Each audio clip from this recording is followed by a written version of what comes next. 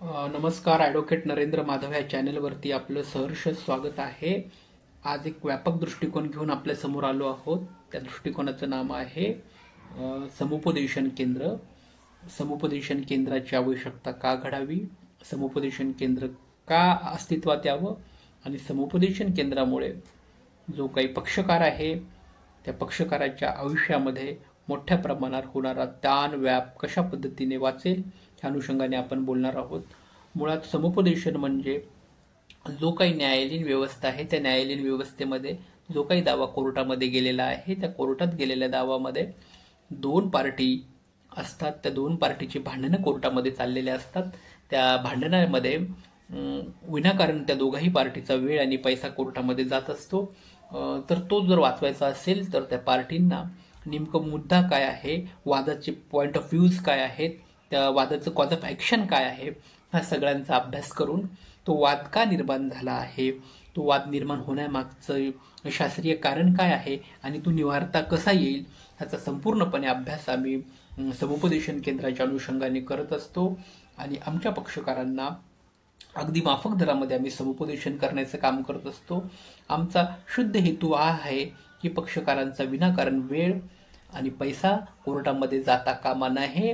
कारण बऱ्याचशा पक्षकारांना न्यायालयीन प्रणालीचा अभ्यास नसतो, त्यामुळे ज्या वेळेला केस कोर्टामध्ये जाते त्या कोर्टामध्ये केस गेल्यानंतर तारीख पे तारीख अशी जी कोर्टाची प्रणाली आहे ती चालत असते। वर्षानुवर्ष खटले प्रलंबित असतात, मग दिवाणी असू दे किंवा फौजदारी असू दे।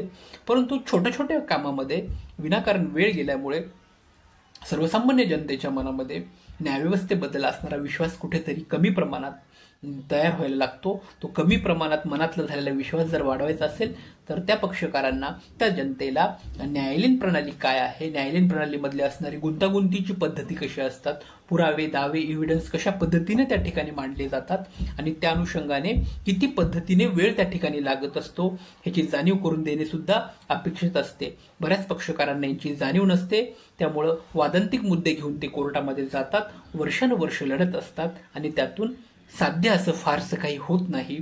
आणि त्यामुळे ते नंतर त्यांच्या मनामध्ये विनाकारणच कुठेतरी नकारात्मकता यायला लागते।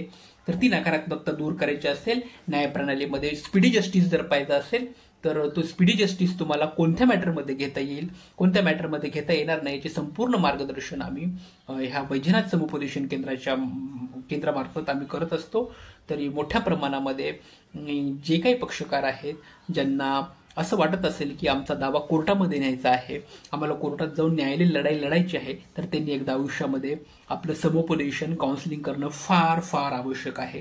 कारण कोर्टात जाऊन विनाकारण वेळ आणि पैसा वाया घालवण्यापेक्षा एकदा जर तुम्ही तुमचं समुपदेशन करून घेतलं तर तुमचा होणारा बराचसा वेळ, पैसा आणि मनस्ताप नक्कीच 100% वाचेल अशी अपेक्षा आणि असा विश्वास मी तुम्हाला देतो।